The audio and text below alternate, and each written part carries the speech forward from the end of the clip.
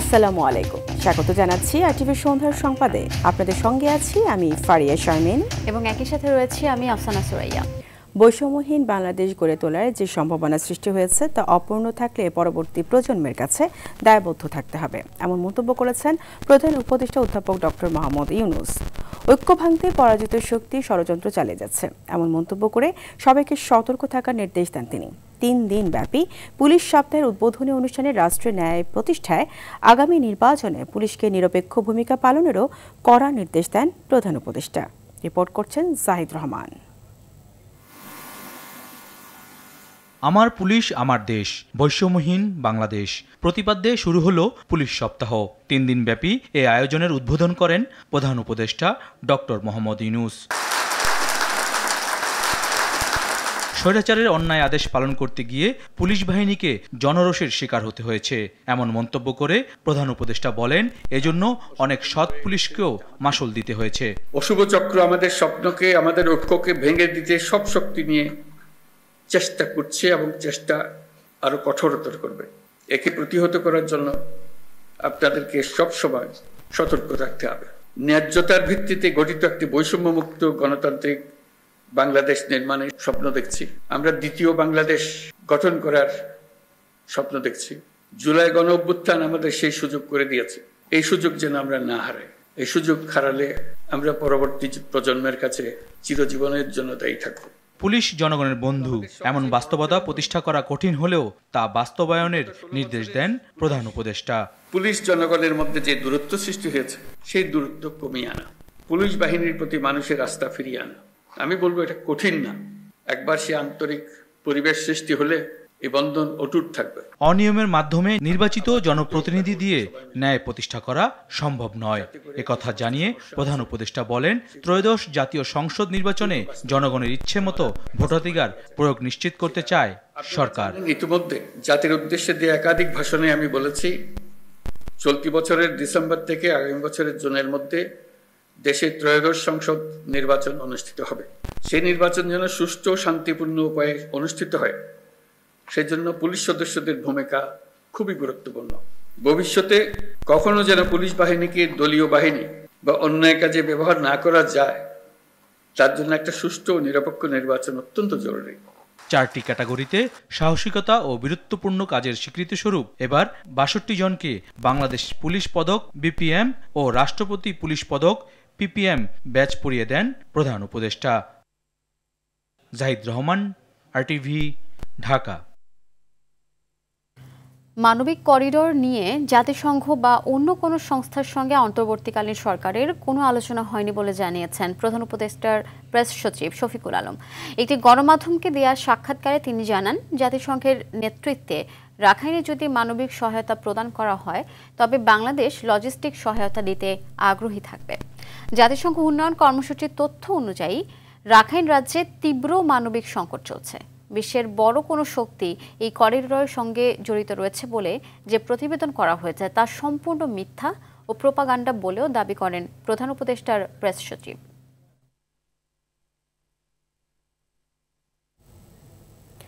প্রতিশোধ প্রতিহিংসা ভুলে সব দল মত মিলে একটি সুখী সমৃদ্ধ বাংলাদেশ গড়তে চায় বিএনপি। বিকেলে ঠাকুরগাঁও সদর উপজেলার চিলারং ইউনিয়নের মোলানী উচ্চ বিদ্যালয় মাঠে গণসংযোগ অনুষ্ঠানে এই কথা বলেন বিএনপি মহাসচিব মির্জা ফখরুল ইসলাম আলমগীর। জনগণ ভোট দিয়ে সরকার গঠনের লক্ষ্যে মুখিয়ে আছে বলেও মন্তব্য করেন মির্জা ফখরুল। ভিন্ন মতের মানুষের সাথে শত্রুতার সংস্কৃতি বদলাতে নেতাকর্মীদের আহ্বান জানান ফখরুল।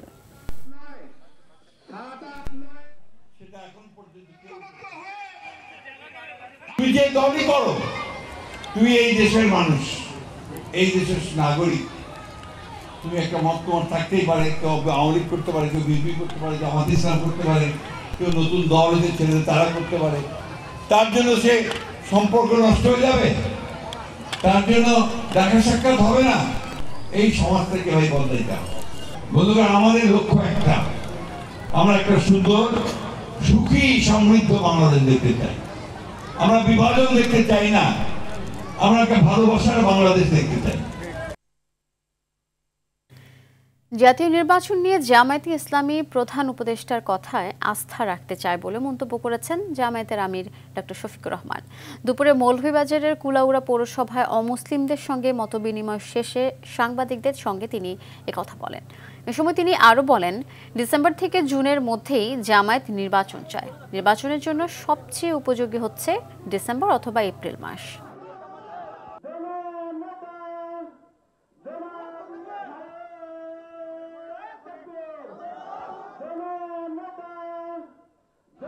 প্রধান উপদেষ্টা বলেছেন যে এবছরের ডিসেম্বর থেকে আগামী বছরের জুনের ভিতরে নির্বাচন দিবেন। আমরা দেখতে চাই যে তিনি তার কথার উপরে ঠিক থাকবেন।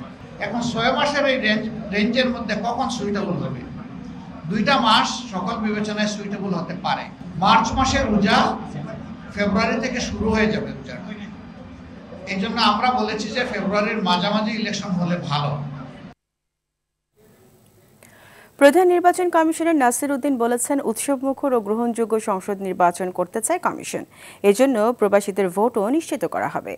নির্বাচন ভবনে প্রবাসী ভোট নিয়ে এক সেমিনারে কথা বলেন তিনি। সেমিনারে জামায়াত ইসলামী ও গণ অধিকার পরিষদ প্রযুক্তি ভোটের মাধ্যমে প্রক্সি ভোটের পক্ষে মত দিল। দলীয় ফোরামে আলোচনা করে মতামত দেওয়ার কথা জানান বিএনপি ও এনসিপি সহ কয়েকটি দল। আতিকা রহমানের রিপোর্ট।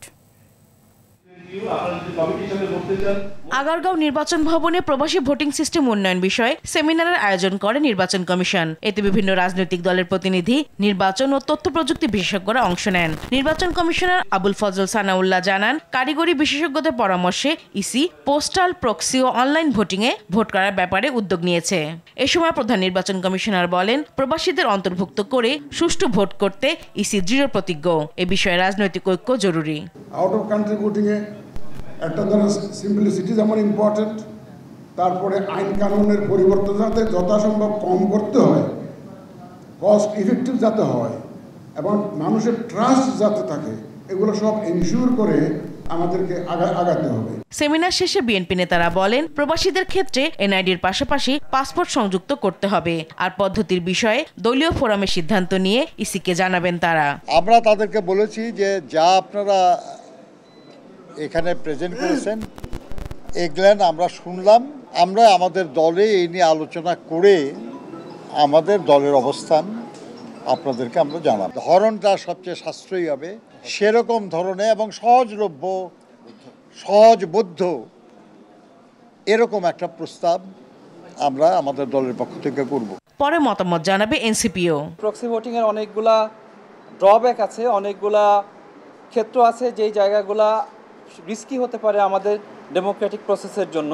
রিজার্ভেশনগুলো আমরা আগামী 15 তারিখের মধ্যে লিখিতভাবে জানাবো। এদিকে প্রক্সি পদ্ধতির পক্ষে মত দিলেও এর বিশ্বাসযোগ্যতা নিশ্চিতে আরও গবেষণা তাগিদ দিয়েছে জামায়াত ইসলামী ও গণ অধিকার পরিষদ। 3টা পদ্ধতির মধ্যে সবথেকে সহজ এবং মোটামুটি রিলায়েবল হলো প্রক্সি পদ্ধতি। এক্স যাকে নমিনেশন দিল ওয়াইকে, ওয়াই তার এক্সের পছন্দ মোতাবেক ভোট নাও দিতে পারে, সেই ক্ষেত্রে একটা প্রশ্ন থেকে যায়। এটার মীমাংসা কিভাবে হবে, এটার একটা পদ্ধতি আমাদের আবিষ্কার করতে হবে। এছাড়া এলডিপি, সিপিবি, ডেমোক্রেটিক পার্টি, খেলাফত সহ বেশিরভাগ দলই প্রক্সি ভোটের পক্ষে মত দিয়েছেন। আতিকা রহমান, আরটিভি, ঢাকা। সংস্কার প্রক্রিয়া কতটুকু সফল হবে তা সবার ঐক্যের উপরেই নির্ভর করছে বলে জানিয়েছেন জাতীয় ঐকমত্য কমিশনের সহসভাপতি অধ্যাপক আলী রিয়াজ। আগামী 1 থেকে 1.5 মাসের মধ্যে সব দলের ঐকমত্যের ভিত্তিতে জাতীয় সনদ তৈরি করে ডিসেম্বরের মধ্যে নির্বাচন দেওয়ার দাবি জানিয়েছেন বিপ্লবী ওয়ার্কার্স পার্টির সাধারণ সম্পাদক সাইফুল হক। দেখুন রুব্র রফিকের রিপোর্ট। সংস্কার কমিশনের দেয়া প্রস্তাব ও সুপারিশ নিয়ে জাতীয় সংসদ ভবনের এলডি হলে বিপ্লবী ওয়ার্কার্স পার্টির সঙ্গে বৈঠক করে জাতীয় ঐকমত্য কমিশন। কমিশনের সহসভাপতি অধ্যাপক আলী রিয়াজের মতে, গণতান্ত্রিক সমাজে ভিন্ন মত থাকলেও সংস্কার প্রশ্নে সবার লক্ষ্য এক। আমরা সকলে এক ভাষায় কথা বলবো না, কিন্তু আমাদের লক্ষ্য এক। সেই জায়গা থেকেই আমরা আসলে ঐক্যবদ্ধ আছি, থাকব, এবং বাংলাদেশের গণতান্ত্রিক শক্তির ঐক্যের উপর নির্ভর করবে যে আমরা আমাদের কতটুকু সাফল্য আমরা অর্জন করতে পারব। বৈঠকে 166টি সুপারিশের মধ্যে 122টির সাথে একমত হয় বিপ্লবী ওয়ার্কার্স পার্টি।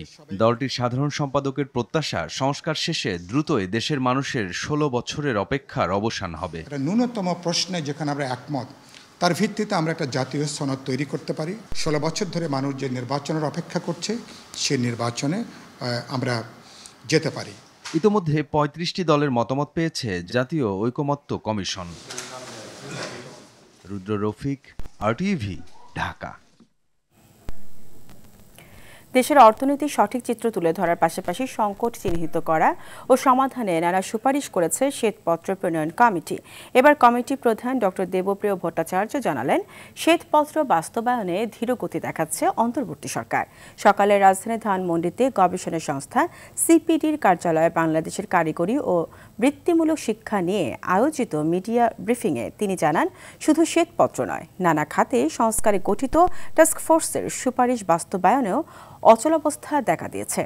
ট্রাম্পের শুল্ক নীতির ধাক্কা থেকে অর্থনীতিকে শক্ত অবস্থায় দাঁড় করাতে কারিগরি শিক্ষার বিকল্প নেই বলেও জানান তিনি।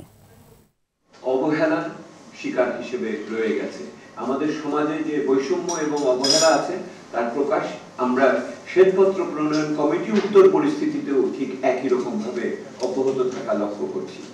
সরকারের পক্ষ থেকে যে টাস্কফোর্সের পক্ষ থেকে আগামী দিনে যে পদক্ষেপ করার যে সুপারিশগুলো এসেছিল, তার ভিতরেও কিন্তু এই বিষয়টিকে গুরুত্ব সহকারে আনা হয়েছিল। বাংলাদেশ এখন আর IMF ও বিশ্ব ব্যাংকের উপর নির্ভরশীল নয় বলে জানিয়েছেন অর্থ উপদেষ্টা ডক্টর সালেউদ্দিন আহমদ। তিনি বলেন, IMF এর সব শর্ত মেনে ঋণ নিতে চায় না বাংলাদেশ। সচিবালয়ে সাংবাদিকদের তিনি আরও বলেন, দীর্ঘমেয়াদে LNG আমদানির চুক্তিতে স্বাক্ষর করতে বাংলাদেশকে আহ্বান জানিয়েছে যুক্তরাষ্ট্র। বিস্তারিত দেখুন বিলাল হোসেনের রিপোর্টে। সচিবালয়ে সরকারি ক্রয় সংক্রান্ত উপদেষ্টা পরিষদ কমিটির সাপ্তাহিক বৈঠকে অর্থ উপদেষ্টা তুলে ধরেন নীতিগত সিদ্ধান্তের নানা বিষয়। পুলিশের জন্য সিলেটের রাজাবাড়ির দুটা বিল্ডিং, আর আমাদের সিভিল এভিয়েশন একটা প্রজেক্ট, কক্সবাজার প্রজেক্টটাকে বাড়ানো একটা আন্তর্জাতিক প্রজেক্ট। শুল্ক হারের বিষয়ে আলোচনা সহ যুক্তরাষ্ট্রের সফর সফল হয়েছে বলে জানান ডক্টর সালেউদ্দিন। তিনি বলেন, ট্রাম্প প্রশাসনের সাথে সম্পৃক্ততা বাড়াতে চায় বাংলাদেশ। ট্রাম্প অ্যাডমিনিস্ট্রেশনের সাথে রিটেলিয়েটরি কথাবার্তা না বলা, চ্যালেঞ্জ না করা, কারণ আফটার US গভর্নমেন্ট সে যাই করুক, আমরা বলি না খারাপ করে। 3টা চুক্তি সই করেছি, আপনারা জানেন। $650 মিলিয়ন বে টার্মিনাল, $200 মিলিয়ন হলো আপনার সেফটি নেট এবং রেজিলিয়েন্স প্রজেক্ট। এ সময় তিনি জানান, IMF এর সব শর্ত মেনে আমরা ঋণ নিতে চাই না, আর এখন বিশ্ব ব্যাংকের উপর বাংলাদেশ নির্ভরশীল নয়। কিছু কিছু শর্ত যেগুলো আমরা সবগুলো আমরা পরিপালন করতে চাই না। IMF ডিপেন্ডেন্ট আমরা না, এখন আর ওই দিন চলে গেছে। IMF বা ওয়ার্ল্ড ব্যাংক ডিপেন্ডেন্ট। শর্ত দিলে IMF এর সহায়তা ছাড়াই আসন্ন বাজেট দেওয়া হবে বলে জানান অর্থ উপদেষ্টা। বিলাল হোসেন, RTV, ঢাকা। শুরু হলো হজ যাত্রা। এর মধ্যে সৌদি এয়ারলাইন্স ও বিমান বাংলাদেশের একাধিক ফ্লাইট হাজিদের নিয়ে মক্কায় পৌঁছেছে। রাত 2:15টায় প্রথম 398 যাত্রীকে নিয়ে সৌদি এয়ারলাইন্সের একটি ফ্লাইট ছেড়ে যায় ঢাকা থেকে। এদিন কোনো প্রকার দুর্ভোগ ছাড়াই আশকোনার হজ ক্যাম্পে ফ্লাইটের ইমিগ্রেশন সম্পন্ন করেন হাজিরা। এ সময় হজ যাত্রার সার্বিক ব্যবস্থাপনা সহ নানা বিষয়ে সন্তুষ্টির কথা জানান তারা। তবে আশকোনা হজ ক্যাম্পে হাজিদের বসার পর্যাপ্ত ব্যবস্থা না থাকার অভিযোগও করেন কেউ কেউ। এ সময় হজে গিয়ে দেশ, জাতির এবং পরিবার পরিজনদের মঙ্গল কামনায় আল্লাহর দরবারে প্রার্থনা করার কথা জানান তারা। ফরজ হুকুম হজ এজেন্সি যারা কাজ করতেছে সহিভাবে হইতেছে এবং ডিসিপ্লিন, নিয়ম নীতি সকল বিষয় সুন্দর হইতেছে ইনশাল্লাহ। আল্লাহ তাআলা হজের যারা মেহমান আছে ওনাদের যাওয়াকে সহজ করুক, হজকে কবুল করুক। সম্মানজনকভাবে আমাদেরকে যাবতীয় কার্যকলাপ হাজি ক্যাম্প থেকে আমরা পাইছি। আগে যে একটা পরিবেশ ছিল এটা থেকে এখন স্বাচ্ছন্দ্যবোধ এবং খুবই সুন্দর পরিবেশ। এবছর ব্যবস্থা সুন্দর, কোনো সমস্যা দেখলাম না। এদিকে মক্কায় হজের প্রস্তুতি সম্পন্ন করেছে সৌদি কর্তৃপক্ষ। চাঁদ দেখার সাপেক্ষে আগামী ৪ বা ৫ জুন পবিত্র হজ অনুষ্ঠিত হবে। হজ যাত্রীদের বরণ করতে প্রস্তুত মিনা, মুজদালিফা ও আরাফাতের ময়দান। মক্কা নগরীতে নিরাপত্তা সহ আগের চেয়েও উন্নত ব্যবস্থাপনায় এবারের হজ। বাংলাদেশি হাজিদের জন্য সরকারি বেসরকারি বাড়ি ভাড়া সহ হজের সব ধরনের প্রস্তুতি প্রায় সম্পূর্ণ বলে জানান হজ কাউন্সিলর। সৌদি আরব থেকে আনিস সরকার উজ্জ্বলের তথ্য ছবিতে এ বিষয়ে আরও জানাচ্ছেন সামদানি প্রত্যয়। আত্মশুদ্ধির বাসনা নিয়ে ধর্মপ্রাণ ও সচ্ছল মুসলমানরা পালন করবেন পবিত্র হজ। চাঁদ দেখা সাপেক্ষে চলতি বছরের ৪ বা ৫ জুন তারিখে অনুষ্ঠিত হবে হজ। মুসলিম উম্মার সবচেয়ে বড় এই ধর্মীয় জমায়েতে শরিক হওয়ার উদ্দেশ্যে মুসল্লিদের নিয়ে বাংলাদেশ থেকে প্রথম হজ ফ্লাইট আজ পৌঁছেছে। এর আগে হজ সহায়ক কর্মী, ডাক্তার, নার্স ও প্রশাসনিক দায়িত্ব পালনে মক্কায় পৌঁছান।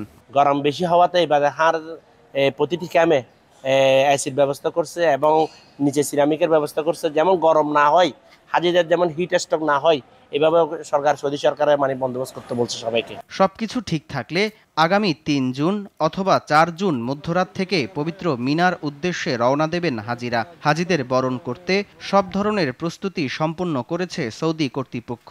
মিনা, মুজদালিফা, আরাফার ময়দানে হাজিদের জন্য থাকা, খাওয়া ও ইবাদত পালনের জন্য উন্নতমানের এয়ার কন্ডিশন তাঁবু সহ সব ধরনের ব্যবস্থা রাখা হয়েছে বলে জানান কাউন্সিলর হজ জহিরুল ইসলাম। ইতিমধ্যে সরকারি বেসরকারি সমস্ত হজযাত্রীদের বাড়ি ভাড়া সম্পন্ন হয়েছে।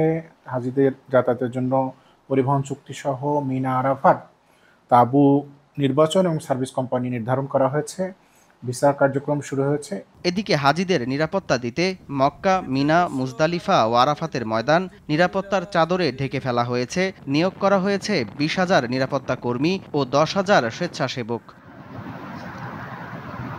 ৮৭,১০০ জন হজযাত্রী সৌদি আরব যাবেন। এর মধ্যে সরকারি ব্যবস্থাপনায় থাকছে ৫,২০০ জন আর বেসরকারি ব্যবস্থাপনায় ৮১,৯০০ জন। বাংলাদেশ থেকে মোট সামদানি প্রত্যয় আর টিভি।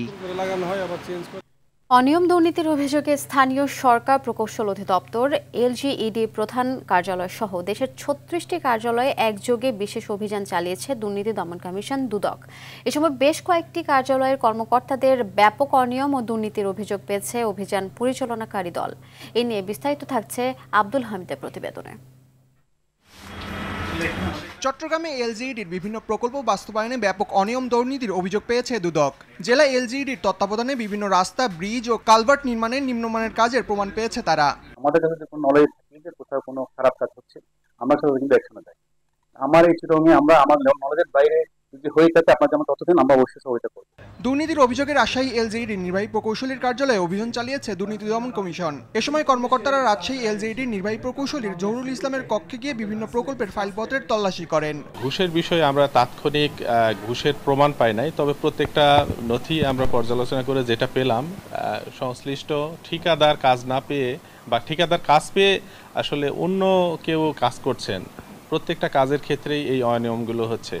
সম্প্রতি বগুড়ার শিবগঞ্জে স্থানীয় একটি রাস্তা নির্মাণে অনিয়ম দুর্নীতির অভিযোগ পায় দুদক। উপজেলার মুরাদপুর এলাকায় সরজমিনে রাস্তাটি পরিদর্শন করেন দুদক কর্মকর্তারা। এ সময় রাস্তার কাজে নিম্নমানের সামগ্রী ব্যবহারের প্রমাণ পান তারা।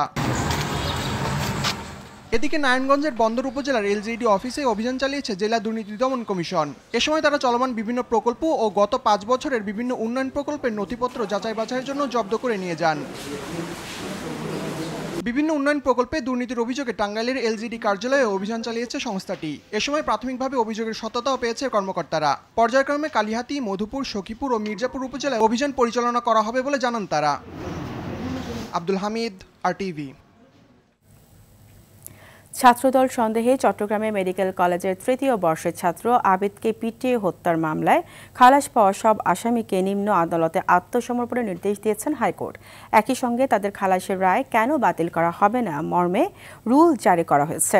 রিভিশন আবেদনের প্রেক্ষিতে জাকির হোসেন ও সৈয়দ জাহেদ মনসুরের হাইকোর্ট বেঞ্চ এই আদেশ দেন। ২০১১ সালের ১৯ অক্টোবর চট্টগ্রাম মেডিকেল কলেজের হোস্টেলে ছাত্রলীগের নির্যাতনের শিকার হয়ে ২১ অক্টোবর হাসপাতালে মারা যান আবিদ। কলেজের ভিপি মফিজুর রহমান সহ ২২ জনের নামে মামলা করে আবিদের মামা। চার্জশিটে ১০ জনের নাম বাদ এবং ২০১৯ সালে বাকি ১২ জনকে খালাস দেয় নিম্ন আদালত। মামলার বাদীকে জেলে পাঠানো সহ নানা হুমকি ধমকির কারণে রিভিশন মামলায় দেরি হয়েছে বলে জানান অ্যাডভোকেট শিশির মনির।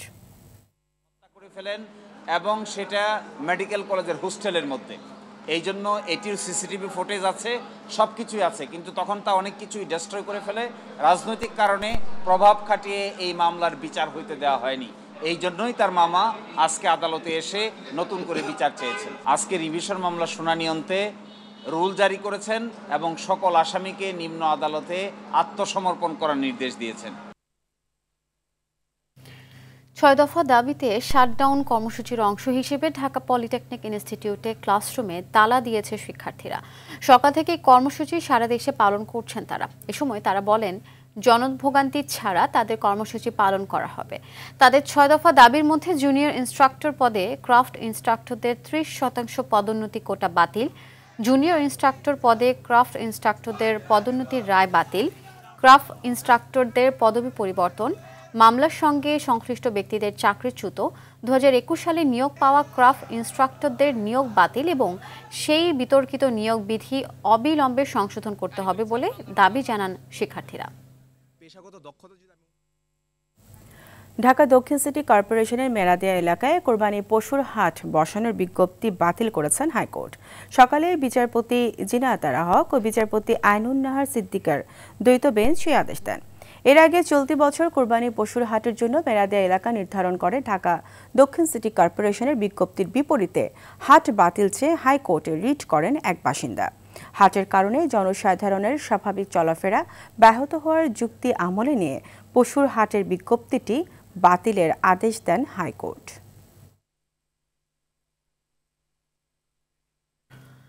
প্রতারণার শিকার হয়ে সৌদি থেকে দেশে ফিরলেন শতাধিক প্রবাসী বাংলাদেশি। রিয়াদ থেকে ছাড়া একটি ফ্লাইটে সোমবার রাতে দেশে পৌঁছান তারা। বিভিন্ন মেয়াদে সৌদিতে থাকা এসব শ্রমিকদের অভিযোগ, বৈধ কাগজপত্র থাকা সত্ত্বেও তাদের আটক করে দেশে ফেরত পাঠিয়েছে সৌদি সরকার। এ সময় প্রতারণা ও অবিচারের নানা চিত্র তুলে ধরেন রেমিট্যান্স যোদ্ধারা। একই সঙ্গে সৌদিতে অবস্থিত বাংলাদেশি দূতাবাসের বিরুদ্ধে অসহযোগিতার অভিযোগ করেন তারা।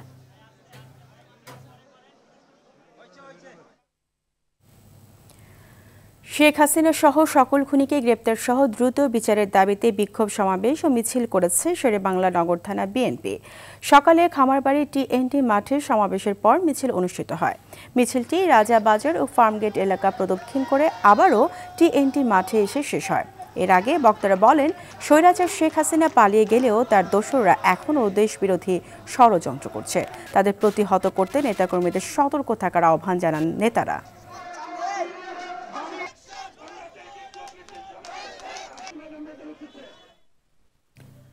আসন্ন ঈদের রেল যোগাযোগ আরও নিরাপদ ও টিকিট প্রাপ্তি সহজ করা সহ 4টি দাবিতে সড়ক পরিবহন, সেতু এবং রেলপথ উপদেষ্টার কাছে স্মারকলিপি দিয়েছে জামায়াতে ইসলামী ঢাকা মহানগরী দক্ষিণের সেক্রেটারি ও বাউফল ফাউন্ডেশনের চেয়ারম্যান ডক্টর শফিকুল ইসলাম মাসুদ। বিকেলে রেল ভবনে তিনি এ স্মারকলিপি দেন। অন্য দাবিগুলো হলো কুয়াকাটা পর্যন্ত রেলপথ নির্মাণ, ঢাকা কুয়াকাটা মহাসড়ক 4 লেনে উন্নীত করা ও বাউফলের বগা নদীতে সেতু নির্মাণ, গুরুত্বপূর্ণ পর্যটন কেন্দ্র কুয়াকাটা ও পায়রা বন্দরের সঙ্গে যোগাযোগ সহজ করা এবং পটুয়াখালীবাসীর যোগাযোগ সমস্যার সমাধান ছাড়াও আর্থসামাজিক উন্নয়নে এগুলো ভূমিকা রাখবে বলে জানান শফিকুল ইসলাম মাসুদ। ভারতের কাশ্মীর সীমান্তে টানা 5ম দিনের মতো পাক ভারত সেনাদের গোলাগুলি অব্যাহত রয়েছে। এখন পর্যন্ত নতুন করে হতাহতের তথ্য পাওয়া যায়নি, তবে আতঙ্কে রয়েছে দুদেশের সীমান্তবর্তী বাসিন্দারা। এদিকে পাকিস্তানের ভূখণ্ডে ভারতের সামরিক হামলা আসন্ন বলে দাবি পাকিস্তানের প্রতিরক্ষা মন্ত্রী খাজা মোহাম্মদ আসিফের। বিস্তারিত থাকছে রাকিব হাসানের রিপোর্টে। গুলির শব্দে ঘুম ভাঙছে সীমান্ত বাসিন্দাদের। প্রতি রাতেই ঘটছে গুলির ঘটনা। পেহেলগামে পর্যটক নিহতের জেরে কাশ্মীর সীমান্তের নিয়ন্ত্রণ রেখায় টানা 5ম দিনের মতো পাক ভারত সেনাদের মধ্যে চলছে গোলাগুলি।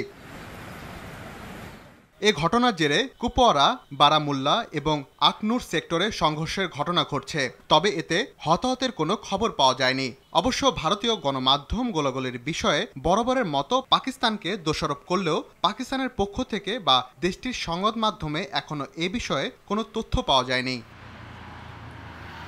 যুদ্ধ শুরু হলে দুই দেশেই বহু বছর পিছিয়ে যাবে এবং মানবিক ক্ষয়ক্ষতি আরও ভয়াবহ হবে বলে মত সাধারণ বাসিন্দাদের। সেই সঙ্গে উত্তেজনাপূর্ণ পরিস্থিতিতে আতঙ্ক দুশ্চিন্তায় দিন কাটাচ্ছেন দুদেশের সীমান্তের সাধারণ বাসিন্দারা। এদিকে ভারতে পরমাণু হামলার হুমকি দিয়ে আসছে পাকিস্তান। এই উত্তেজনা সামরিক সংঘাতে রূপ নেয়ার পাশাপাশি পরমাণু যুদ্ধের আশঙ্কায় সামরিক বিশ্লেষকদের। ভারতের আসন্ন সামরিক অভিযান রুখতে পাকিস্তান প্রস্তুত আছে বলে এক সাক্ষাৎকারে জানান প্রতিরক্ষা মন্ত্রী খাজা মোহাম্মদ আসিফ। সেই সঙ্গে দুদেশ সত্যি যুদ্ধে জড়াবে কিনা তার আভাসের জন্য আগামী 2-3 দিন খুব গুরুত্বপূর্ণ বলে জানান তিনি। দেশবাসীকে এই ইস্যুতে মানবিকভাবে প্রস্তুত থাকার আহ্বান জানান তিনি। রাকিব হাসান, RTV। ইতিহাস গড়ে টানা চতুর্থবার কানাডার ক্ষমতায় বসতে যাচ্ছে ক্ষমতাসীন লিবারেল পার্টি। জাতীয় নির্বাচনে নিজ দলের বিজয়ী হওয়ার ঘোষণা দিয়েছেন দেশটির প্রধানমন্ত্রী মার্ক কার্নি। দেশটির 343 আসনের হাউস অব কমন্সে লিবারেল পার্টি পেয়েছে সর্বোচ্চ 168 আসন। নিকটতম কনজারভেটিভ পার্টি পেয়েছে 144টি আসন। সরকার গঠন করতে লাগবে 172টি আসন। তাই তৃতীয় ও চতুর্থ স্থানে থাকা যে কোনো একটি দলের সঙ্গে জোট গঠন করতে হবে কার্নির দলকে। ইমতিয়াজ আহমেদের রিপোর্টে বিস্তারিত। নির্বাচনে জয়ের পর কানাডা জুড়ে উচ্ছ্বাসে মাতেন ক্ষমতাসীন লিবারেল পার্টির সমর্থকরা। দেশটির প্রধানমন্ত্রী মার্ক কার্নির নেতৃত্বে এবারের নির্বাচনে সবচেয়ে বেশি আসন পায় তারা। দেশটির হাউস অব কমন্সের 343 আসনের মধ্যে লিবারেল পার্টি পেয়েছে সর্বোচ্চ 168টি আসন। বিরোধী দল কনজারভেটিভ পার্টি পেয়েছে 144 আসন। বিকিউ 23টি, নিউ ডেমোক্রেটিক পার্টি 7টি এবং গ্রিন পার্টি পেয়েছে 1টি আসন। সরকার গঠনে প্রয়োজন 172 আসন। সেখান থেকে 4টি আসন কম পাওয়ায় কার্নিকে একটি দলকে কাছে টানতে হবে। কানাডার উপর শুল্ক আরোপ ও দেশটি দখল করে নেয়া নিয়ে মার্কিন প্রেসিডেন্ট ডোনাল্ড ট্রাম্পের কটু মন্তব্যে ভোটারদের মাঝে তার তীব্র প্রতিক্রিয়া দেখা যায়। জনগণের মধ্যে তীব্র দেশপ্রেমের জোয়ার ওঠে। নির্বাচনী পরিবেশও পুরোপুরি বদলে যায়। নির্বাচনে প্রধান বিরোধী দল কনজারভেটিভ পার্টির প্রধানমন্ত্রী প্রার্থী পিয়েরে পোলিয়েভর পরাজয় মেনে নিয়ে বিজয়ী কার্নিকে অভিনন্দন জানিয়েছেন। মার্ক কার্নি রাজধানী অটোয়ায় সমর্থকদের উদ্দেশ্যে দেয়া প্রথম ভাষণে তিনি বলেন, কানাডা কখনোই যুক্তরাষ্ট্রের কাছে নথি স্বীকার করবে না। যখন আমি প্রেসিডেন্ট ট্রাম্পের সঙ্গে বসব তখন দুই দেশের ভবিষ্যৎ অর্থনৈতিক ও নিরাপত্তা সম্পর্ক নিয়ে আলোচনা করব। আমাদের এটা মাথায় থাকবে যে কানাডিয়ানদের সমৃদ্ধির জন্য যুক্তরাষ্ট্র ছাড়াও আরও অনেক বিকল্প আছে। যুক্তরাষ্ট্রকে পাল্টা হুমকিও দেন মার্ক কার্নি। আমি কয়েক মাস ধরে যে বিষয় সতর্ক করে যাচ্ছি তা হলো যুক্তরাষ্ট্র আমাদের ভূমি, সম্পদ, পানি ও সর্বোপরি কানাডা দখলে নিতে চায়। এটি কেবলই একটি নিষ্ক্রিয় হুমকি নয়। প্রেসিডেন্ট ট্রাম্প আমাদের ভেঙে ফেলার চেষ্টা করছেন যেন যুক্তরাষ্ট্র কানাডাকে কিনে নিতে পারে। ট্রাম্পের এমন ভাবনা কোনোদিনই বাস্তবায়ন হবে না। নির্বাচনে বিজয়ী হওয়ায় মার্ক কার্নিকে অভিনন্দন জানিয়েছে যুক্তরাজ্য, ফ্রান্স, চীন, ইউক্রেন সহ বিশ্বের বিভিন্ন দেশের সরকার প্রধানরা। তবে কার্নির জয়ে এখনও নিশ্চুপ যুক্তরাষ্ট্রের president Donald Trump. Imtiaz Ahmed, RTV। White হাউসে দ্বিতীয় মেয়াদে প্রত্যাবর্তনের পর 100তম দিন পার করলেন মার্কিন প্রেসিডেন্ট ডোনাল্ড ট্রাম্প। 100 দিনে একের পর এক তার নেয়া বিতর্কিত সিদ্ধান্ত বিশ্বকে ব্যাপকভাবে নাড়া দিয়েছে। ট্রাম্পের আমেরিকা ফার্স্ট পলিসি বাস্তবায়নে শুরু করেছেন বাণিজ্য যুদ্ধ, আর এতেই পাল্টে গেছে মার্কিন শত্রু মিত্রের সমীকরণও। সামদানি প্রত্যয়ের রিপোর্ট। হোয়াইট হাউসে 100 দিন পার করলেন দ্বিতীয় মেয়াদে ক্ষমতায় আসা মার্কিন প্রেসিডেন্ট ডোনাল্ড ট্রাম্প। এই সময়ে তার বিভিন্ন সিদ্ধান্ত বদলে দিয়েছে বিশ্ব রাজনীতির সমীকরণ। ক্ষমতায় বসার কয়েক ঘন্টার মধ্যে জন্মসূত্রে নাগরিকত্ব বাতিল সহ একের পর এক নির্বাহী আদেশ দিয়ে রেকর্ড করেন ট্রাম্প। কানাডা, চীন সহ বিশ্বের বিভিন্ন দেশের সঙ্গে শুরু করেন বাণিজ্য যুদ্ধ। অস্বাভাবিকভাবে বাড়িয়ে দেন শুল্কের হার। তার শুল্ক নীতিতে কোণঠাসা হয়ে পড়ে খোদ যুক্তরাষ্ট্র। কমে যায় ডলারের দাম, দেখা দেয় অর্থনৈতিক মন্দার আশঙ্কা। প্রেসিডেন্ট হবার আগে থেকেই প্রকাশ্যে রুশ প্রেসিডেন্ট পুতিনের প্রতি নমনীয় ট্রাম্প। ক্ষমতায় আসার পর রাশিয়া ইউক্রেন ইস্যুতে ইউক্রেনের প্রেসিডেন্ট জেলেনস্কির সঙ্গে বাগবিতণ্ডায় জড়ান তিনি। এটি ছিল শুধু তার পূর্বসূরি প্রেসিডেন্টদেরই নয়, ঐতিহ্যগত মার্কিন নীতিরও পরিপন্থী। But we need it really for international world security. বৈদেশিক সহায়তা কমিয়ে বন্ধ করেছেন দাতা সংস্থা USAID। দ্বন্দ্বে জড়িয়েছেন পরীক্ষিত মিত্র ইউরোপীয় ইউনিয়নের সঙ্গে। বাড়িয়ে দেন শুল্ক, অস্ত্রনীতিতেও আনেন পরিবর্তন। নিজ দেশেও কম বিতর্কিত হননি ট্রাম্প। ক্ষমতায় এসেই চাকরিচ্যুত করেন কয়েক হাজার সরকারি চাকরিজীবীকে, দেশ থেকে তাড়িয়ে দেন অসংখ্য অভিবাসী, বন্ধ করে দেন হার্ভার্ড বিশ্ববিদ্যালয়ের $220 কোটি অনুদান। একরকম ম্যাজিক দেখিয়েই দ্বিতীয় দফা ক্ষমতায় আসলেও তাকে ভোট দেয়া মার্কিন নাগরিকদের 34% এখন আর তাকে সমর্থন করে না, এমন জরিপ বিবিসির। বিশ্বব্যাপী মার্কিন প্রভাব বাড়াতে আমেরিকা ফার্স্ট নীতি কতটা সফল হবে তার উপর নির্ভর করছে ডোনাল্ড ট্রাম্পের সফলতা বা ব্যর্থতা। সামদানি প্রত্যয়, RTV। অবরুদ্ধ গাজা ভূখণ্ডে নতুন করে দখলদার ইসরায়েলের ড্রোন হামলায় 5 শিশুসহ অন্তত 44 ফিলিস্তিনি নিহত হয়েছে। তথ্যটি নিশ্চিত করেছে সংবাদ মাধ্যম আল জাজিরা। এদিকে মধ্যপ্রাচ্যের আরেক দেশ লেবাননে ইসরায়েলের চলমান হামলার বিরুদ্ধে দেশটির সরকারকে কঠোর পদক্ষেপ নেওয়ার আহ্বান জানিয়েছেন হিজবুল্লাহ নেতা নাইম কাসেম। অন্যদিকে পশ্চিম তীর ও পূর্ব জেরুজালেমের মতো গাজা ভূখণ্ডেও ফিলিস্তিনিদের পূর্ণ অধিকার রয়েছে বলে মন্তব্য করেছেন তুরস্কের প্রেসিডেন্ট রিসেপ তাইপ এরদোয়ান। সোমবার রাজধানী আঙ্কারায় মন্ত্রিসভার সদস্যদের সঙ্গে বৈঠকের পর তিনি একথা বলেন। তিনি আরও বলেন, ফিলিস্তিনের জনগণ ঐতিহাসিকভাবে কঠোরতা ও নৃশংসতার কাছে মাথা নত করেনি। পাশাপাশি ইসরায়েলি বর্বরতার বিরুদ্ধে ফিলিস্তিনের প্রতি তুরস্কের পূর্ণ সমর্থন আছে বলেও জানান এরদোয়ান। উয়েফা চ্যাম্পিয়ন্স লিগ ফুটবলের সেমিফাইনালে প্রথম লেগে রাতে মুখোমুখি হবে আর্সেনাল ও প্যারিস সেন্ট জার্মেই। রাত 1টায় এমিরেটস স্টেডিয়ামে প্যারিস জায়ান্টে আতিথ্য দেবে কানাডারা। চ্যাম্পিয়ন্স লিগের চলতি মৌসুমের শুরু থেকেই ছন্দে রয়েছে পিএসজি। শেষ 16-এ লিভারপুলকে বিদায়ের পর কোয়ার্টার ফাইনালে আরেক ইংলিশ ক্লাব অ্যাস্টন ভিলাও বিদায় ঘণ্টা বাজার লুইস এনরিকের দল। এবার সেমিফাইনালে তাদের সামনে বাধা ইংল্যান্ডেরই আরেক ক্লাব আর্সেনাল। দুর্দান্ত গতিতে ছুটতে থাকা দেম্বেলে হাকিমিরা স্বপ্ন দেখছে গানারদের জয়রথ থামিয়ে ফাইনালে টিকিট কাটার। এদিকে রিয়ালকে বিদায় করেই সেমিফাইনালে পা রাখা আর্সেনাল এবার পিএসজি বধেও প্রস্তুত।